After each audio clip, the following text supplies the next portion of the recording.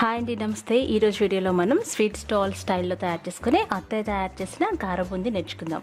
చాలా కరకరలాడుతూ భలే బాగుంటుందండి. బెస్ట్ టీ టైమ్ స్నాక్ అనమాట. మనం ఎయిట్ డబ్బాలో పెట్టుకుంటే 3 నెలల వరకు చాలా టేస్టీగా ఉంటుంది. మరి తయారు చేసుకుందామా? చేయండి. దీనికోసం మనం 2 కప్పుల శనగపిండి తీసుకోవాలి. 2 కప్పుల శనగపిండికి 1/2 కప్పు బియ్యపిండి తీసుకోవాలి. అందులో 1/2 టీ స్పూన్ వంట సోడా వేయాలి. వంట సోడా ఖచ్చితంగా వేయాలన్నమాట.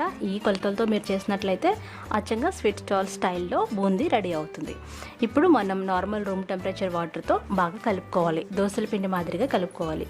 నీళ్ళు ఎక్కువ పోయకూడదు అనమాట. ఉండలు లేకుండా కలుపుకోవాలి. చూసారు కదా, ఈ కన్సిస్టెన్సీలో రావాలి. మరీ జారుగా కాకుండా మరీ గట్టిగా కాకుండా కలుపుకొని పక్కన పెట్టుకోండి. ఇప్పుడు మనకి బూందీ గరిటె కావాలన్నమాట. ఇలా పెద్ద హోల్స్ ఉన్న బూందీ గరిటె తీసుకోవాలి.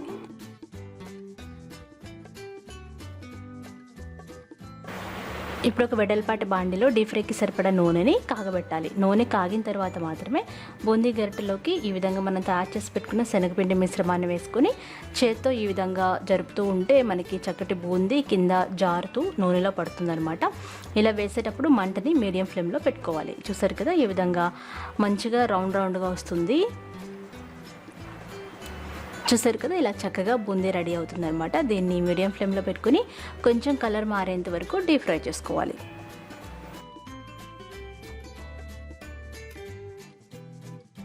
కొంచెం క్రిస్పీగా అయ్యేంత వరకు డీప్ ఫ్రై చేసుకోవాలన్నమాట. కలుపుకుంటూ ఉండాలి. చూసారు కదా, ఇలా కలర్ మారిన తర్వాత దీన్ని ఒక ప్లేట్లో తీసుకొని పక్కన పెట్టుకోవాలి. ఇదే విధంగా మొత్తం బూందీ అంతా వేసుకోండి. ఇలా మీరు చేసినట్లయితే నూనె కూడా పీల్చదండి. నూనె కాగిన తర్వాత మాత్రమే వేసుకోవాలి. అలాగే మీడియం ఫ్లేమ్లో క్రిస్పీగా అయ్యేంత వరకు వేయించుకోవాలి.